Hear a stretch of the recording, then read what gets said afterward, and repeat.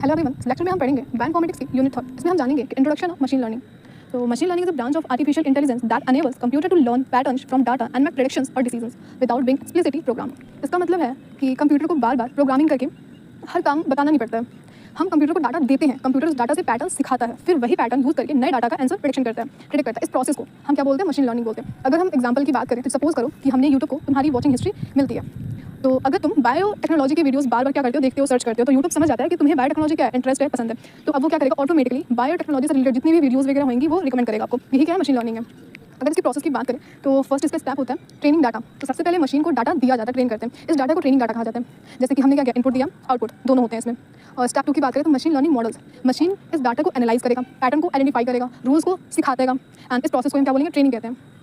उसके बाद हमारा स्टेप 3 आता है प्रेडिक्शन। अब वो क्या करेगा? पहले उसने क्या किया, तुमने डाटा दिया, फिर उसने आइडेंटिफाई किया, अब वो क्या करेगा? प्रेडिक्ट करेगा। अब मशीन को एक नया डाटा दिया जाता है, मशीन अपनी लर्निंग के बेसिस पर आंसर को प्रेडिक्ट करती है। इसको हम बोलते हैं, इस प्रोसेस को बोलते हैं प्रेडिक्शंस।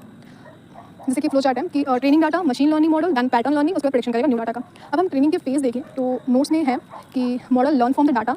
इसका मीनिंग ये है कि इस फेज में कंप्यूटर सिर्फ सिखाता है, लर्न करता है, एंड प्रेडिक्शन नहीं करता है, जैसे स्टूडेंट क्लास में पढ़ रहे हो। प्रेडिक्शन फेज का मतलब है कि model applies learning to new data. अब मशीन जो सीख चुकी है उसको यूज़ करती है और नए डाटा के आंसर बनाती है, जैसे एग्जाम में स्टूडेंट आंसर लिख रहे हो। मशीन लर्निंग ऑटोमेटिकली इंप्रूव कैसे होती है ये देखेंगे। तो जैसे जैसे मशीन को और डाटा मिलती है वैसे वैसे उसकी प्रेडिक्शंस और एक्यूरेसी बढ़ती जाती है। इसीलिए हम क्या करते हैं? Improves automatically with more datas. अगर हम रियल लाइफ की बात करें एप्लीकेशन, तो पहला हमारा क्या है? रिकमेंडेशन सिस्टम, जैसे कि नेटफ्लिक्स हो गया, यूट्यूब हो गया, अमेजोन हो गया, ये सब क्या है? मशीन लर्निंग ही है। देन उसके बाद स्पैम ईमेल डिटेक्शंस। जीमेल क्या करता है? ऑटोमेटिकली स्पैम ईमेल्स को डिटेक्ट कर लेता है। ये भी क्या है? हमारा मशीन लर्निंग है। इमेज रिकॉग्निशन, इसका मतलब फेस अनलॉक। गूगल फोटोज क्या होता है ना कि हमें लॉक लगाना, सिक्योरिटी लगानी होती है, तो हम क्या करते हैं? फेस अनलॉक लगाते हैं। गूगल फोटोज पे सिक्योरिटी लगाना, ये सब क्या ML है। अब हम इन देखेंगे कि मशीन लर्निंग इन बायोइन्फॉर्मेटिक्स में इसका यूज़ किया। अभी तो हमने जाना कि हाँ मशीन लर्निंग है क्या, ठीक, मशीन लर्निंग टूल है कि AI टूल है, ये सब चीज़ हमने जाना। अब हम देखेंगे कि इसका यूज़ बायोइन्फॉर्मेटिक्स में है क्या, हमें क्यों पढ़ना है, बायोइन्फॉर्मेटिक्स में क्या जाना है मशीन लर्निंग के बारे में। तो हम जानेंगे कि जीन प्रेडिक्शन क्या है फर्स्ट, तो DNA सीक्वेंस देखकर जीन को आइडेंटिफाई करना। दूसरा हम जानेंगे प्रोटीन स्ट्रक्चर प्रेडिक्शन, यानी प्रोटीन का 3D स्ट्रक्चर हम प्रेडिक्ट कर सकते हैं किसके थ्रू? मशीन लर्निंग के थ्रू। डिजीज क्लासिफिकेशन, यानी पेशेंट्स के डाटा, जो भी हमारे पेशेंट होंगे उसके डाटा के बेसिस पर डिजीज को हम कैसे आइडेंटिफाई कर सकते हैं। अब हम देखेंगे कि what is decision tree induction. तो decision tree is a supervised learning method used to build a tree like model from training data for classification and regression task. इसका मतलब है कि डिसीजन ट्री एक मशीन लर्निंग एल्गोरिथम है जो question पूछ कर फाइनल डिसीजन तक क्या करती है? पहुंचा देती है। ये बिल्कुल वैसे ही काम करता है जैसे हम डिसीजन लेते हैं। जैसे अगर हम एग्जाम्पल की बात करें कि डिसाइड करना, अगर मान लो कि हमें डिसाइड करना कि अम्ब्रेला ले जाना है या नहीं ले जाना है, तो हम क्या करेंगे? पहले देखेंगे ना बारिश हो रही है कि नहीं हो रही है, ले जाऊँ कि नहीं ले जाऊँ। देन उसके बाद हम क्वेश्चन करेंगे क्या वेदर क्लाउड क्या है, अब अम्ब्रेला ले जाना ठीक रहेगा कि नहीं रहेगा। उसको हम क्या बोलेंगे? डिसीजन, यानी मैं क्या कर रहा हूँ? डिसीजन ले रहा हूँ। फिर डिसीजन ट्री कैसे बनता है, इसके स्टेप्स क्या हैं? तो ट्रेनिंग डाटा, हमने क्या, training data is equal to features and attributes plus class level, ये दोनों हमारे मिलकर क्या बोलेंगे? ट्रेनिंग डाटा बोलेंगे। देन इसको हम क्या करते हैं कि एल्गोरिथम सबसे बेस्ट फीचर चूज करता है कि कौन से बेसिस पर डाटा को हम क्या करना है? स्प्लिट करना है। ये प्रोसेस बार बार रिपीट होती है और एक ट्री बन जाता है। जैसे आपने देखा होगा ना, ट्रीज के बहुत से ब्रांचेस होते हैं, ये सब चीज़ें, तो उसके बहुत से क्या होते हैं कि मतलब ऐसे ही रिपीट होती है प्रोसेस और वो ट्री लाइक स्ट्रक्चर बन जाता है। अब हम देखेंगे इसके स्ट्रक्चर क्या है। तो जैसे कि हमने ब्रांच वगैरह देखा, तो वैसे ही फर्स्ट इसका जो होता है रूट नोड्स, दूसरा हमारा क्या होता है? इंटरनल, और तीसरा हमारा जो होता है ब्रांच, और जो फोर्थ होता है वो होता है लीफ नोड्स। अब एक एक करके जानते हैं ये है क्या। तो रूट नोड की बात करें, ये ट्री का सबसे ऊपर वाला नोड होता है, फर्स्ट डिसीजन पॉइंट और बेस्ट फीचर रिप्रेजेंट करता है ये। इंटरनल नोड की बात करें, ये टेस्ट या कंडीशन को रिप्रेजेंट करता है, यानी ये डाटा को स्प्लिट होने देता है। देन ब्रांच की अगर हम बात करें तो ब्रांच डिसीजन का आउटकम होता है एस, नो, शनि, रनी, ये चीज़ें हैं या नहीं, ये सब चीज़ें डिसाइड करता है ये, यानी वो क्या करेगा? नोड्स को कनेक्ट रखता है ये ब्रांच। लीफ नोड की बात करें तो ये फाइनल लास्ट होती है स्टेज। लीफ नोड पे प्रेडिक्शंस या क्लास लेवल बताता है ये। अब हम देखेंगे कि इसकी वर्किंग है क्या डिसीजन ट्री की। तो अगर हम वर्किंग की बात करें तो इसका जो फर्स्ट स्टेप आता है, तो फर्स्ट स्टेप है what start with the complete data set. सब डाटा को एक साथ लेते हैं, देन उसके बाद हम क्या करते हैं? बेस्ट फीचर को सेलेक्ट करते हैं। ये दो मेथड हो सकते हैं, जिसमें से इन्फॉर्मेशन गेन और फिर जेनी इंडेक्स। इन्फॉर्मेशन गेन में ये बताता है कि कौन सा फीचर सबसे यूजफुल है, जिनका इन्फॉर्मेशन गेन ज़्यादा होगा उसी फीचर को पहले चूज करेंगे। जेनी इंडेक्स की बात करें कि इम्प्योरिटीज मेजर करता है, जेनी इंडेक्स जितना कम होगा फीचर उतना ही बेटर होगा। थर्ड स्टेप की बात करें तो डाटा सेट को स्प्लिट करते हैं, फोर्थ में हर सबसेट के लिए सेम प्रोसेस रिपीट होती है। अगर हम फिफ्थ स्टेप की बात करें तो पूरे डाटा इसमें मिल जाएंगे, या कोई फीचर्स ना बचे, ये सब चीज़ें, तभी हमारी क्या होती है? ट्री बनना स्टॉप होता है। अगर हम एक फ्लो चार्ट में बात करें तो कंप्लीट डाटा सेट, देन उसके बाद हमने क्या किया? Best feature choose, split data का हुआ, देन उसके बाद ये रिपीट होती है अगेन, देन उसके बाद लीफ नोट्स हमारे। अगर हम एडवांटेज की बात करें डिसीजन ट्री का, तो फर्स्ट इसका एडवांटेज होता है इजी टू अंडरस्टैंड, सेकंड होता है no need for data normalization, third होता है use for classification and regressions, fourth होता है विजुअल एंड इंट्यूटिव। अब हम देखेंगे कि आर्टिफिशियल न्यूरल नेटवर्क ANN है क्या। तो सबसे पहले हम देखेंगे कि ह्यूमन ब्रेन कैसे काम करता है, ठीक। तो हमारे ब्रेन में करोड़ ऑफ न्यूरॉन्स, यानी करोड़ों लाखों में न्यूरॉन्स प्रेजेंट होते हैं। ये न्यूरॉन्स एक दूसरे से कनेक्टेड, आपस में एक दूसरे से क्या होंगे? कनेक्टेड होंगे और इन्फॉर्मेशन को प्रोसेस करते हैं ये। इसी कंसेप्ट को देखकर साइंटिस्ट ने इसे ANN यानी आर्टिफिशियल न्यूरल नेटवर्क नाम दिया। तो अगर इसका डेफिनेशन देखें तो artificial neural network is a computational model in machine learning Inspired by the human brain, it consists of interconnected processing units, neurons that learn patterns from data to make predictions or decisions.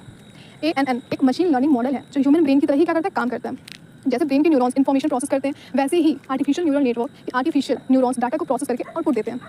ये अब हम देखेंगे कि काम करता कैसे है। तो सबसे पहले हम क्या करते हैं कि डाटा सबसे पहले इनपुट लेयर में जाता है, देन इनपुट लेयर से डाटा हिडन लेयर में जाता है, हिडन लेयर से डाटा को प्रोसेस होती है, देन फाइनली आउटपुट लेयर में मिल जाता है। अब इसका स्ट्रक्चर देखें तो फर्स्ट स्ट्रक्चर देन वैसे मैंने बताया था, इनपुट हिडन और फिर आउटपुट। फर्स्ट इनपुट कि हमने क्या किया, डाटा दिया, उसने रिसीव किया, देन उसके बाद हिडन यानी सबसे इंपॉर्टेंट ये होता है कि डाटा प्रोसेस होता है, इसमें पैटर्न्स आइडेंटिफाई होती हैं, एक्टिवेशन फंक्शंस अप्लाई होते हैं यहाँ पे, देन आउटपुट यानी फाइनल रिजल्ट यहाँ पे मिल जाती है हमें। अगर हम वर्किंग की बात करें तो आर्टिफिशियल न्यूरल नेटवर्क की वर्किंग, तो इसमें फर्स्ट स्टेप आएगा, इनपुट डाटा नेटवर्क में फीड किया जाता है।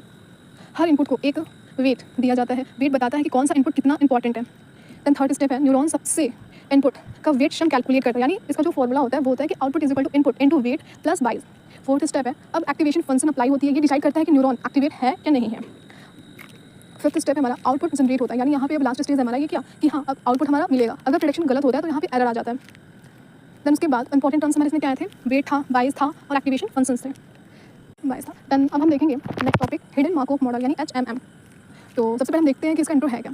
तो सोचो तुम घर के अंदर हो और बाहर से सिर्फ बारिश की आवाज़ आ रही है, मतलब सुनाई दे रही है वाली। तुम बारिश को डायरेक्टली नहीं देख सकते, लेकिन आवाज़ से अंदाजा लगा सकते हो कि हाँ ये बारिश हो रही है। तो रियल कंडीशन यहाँ पे क्या है, रैन और हिडन स्टेट, यानी हिडन में फॉर्म में है, आवाज़ ऑब्जॉर्व कर रहे हो उस स्टेट को, इसी कंसेप्ट को हम बोलेंगे कि हिडन मार्कोव मॉडल। तो इसका डेफिनेशन देखते हैं, it is a based statistical model in which the system has hidden states that cannot be observed directly but they can be predicted from observable outputs। इसका मतलब है कि जिसमें एक्चुअल स्टेट डायरेक्टली नहीं दिखती, लेकिन उसके फैक्ट या आउटपुट ये चीज़ें हमें देखने को मिलती हैं, प्रेडिक्शन होती हैं। कंपोनेंट्स की बात करें तो जो फर्स्ट कंपोनेंट होता है हिडन स्टेट, यानी ये जो स्टेट है जो हमें डायरेक्टली नहीं दिखती हैं, ठीक। सेकंड हमारा ऑब्जर्वेबल स्टेट, यानी ये जो इन्फॉर्मेशन है जो हमें दिखाई दे रही है। अगर हम एग्जाम्पल की बात करें, जैसे कि हमारा DNA सीक्वेंस हो गया, इस सीक्वेंस को देखकर HMM हिडन स्टेट प्रेडिक्ट किया जाता है। देन अब हम देखेंगे इसकी वर्किंग है क्या। तो इसका जो फर्स्ट स्टेप है, सबसे पहले ऑब्जर्व डाटा किया जाता है कि मतलब DNA सीक्वेंस है क्या ये। देन सेकंड मॉडल सीक्वेंस को एनालाइज करते हैं, हर पोजीशन पर प्रोबेबिलिटी कैलकुलेट किया जाता है, सबसे प्रोबेबल हिडन स्टेट चूज़ किया जाता है। देन अब हम टाइप्स देखेंगे कि types of hidden Markov model है क्या। तो ergodic model, left to right model and self loop model.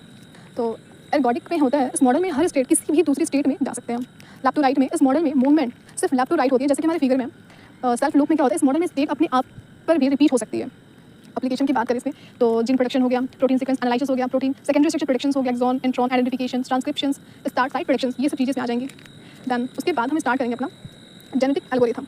तो जेनेटिक एल्गोरिथम ये होता क्या, genetic algorithm is a search and optimization technique, search and optimization technique based on the principles of natural selections and genetics. It is used to find the best solution to a problem. इसका मतलब है कि genetic algorithm एक ऐसा algorithm है जो nature की evolution process को कॉपी करता है। ये बार बार बेस्ट सोल्यूशन को चूज़ करता है और उन्हें इंप्रूव करता रहता है जब तक सबसे अच्छा सोल्यूशन ना मिल जाए। इंपॉर्टेंट टर्म की बात करें इसमें तो पॉपुलेशंस आ जाएंगे, क्रोमोसोम्स आ जाएगा, जीन फिटनेस फंक्शंस आ जाएंगे इसमें। वर्किंग की बात करें तो इनिशियलाइजेशन, फिटनेस इवोल्यूशन, सिलेक्शंस और क्रॉसओवर रिप्रोडक्शंस आ जाएंगे। लास्ट हमारे क्या आ जाएगा, म्यूटेशंस। देन उसके बाद हमारा आएगा न्यू जनरेशंस और टर्मिनेशन। और एप्लीकेशन की बात करें इसका तो प्रोटीन स्ट्रक्चर प्रेडिक्शन इसका यूज़ है, DNA सीक्वेंस एनालिसिस में, ड्रग डिस्कवरी में, फीचर सिलेक्शन में एंड ऑप्टिमाइजेशन प्रॉब्लम्स में। Thank you.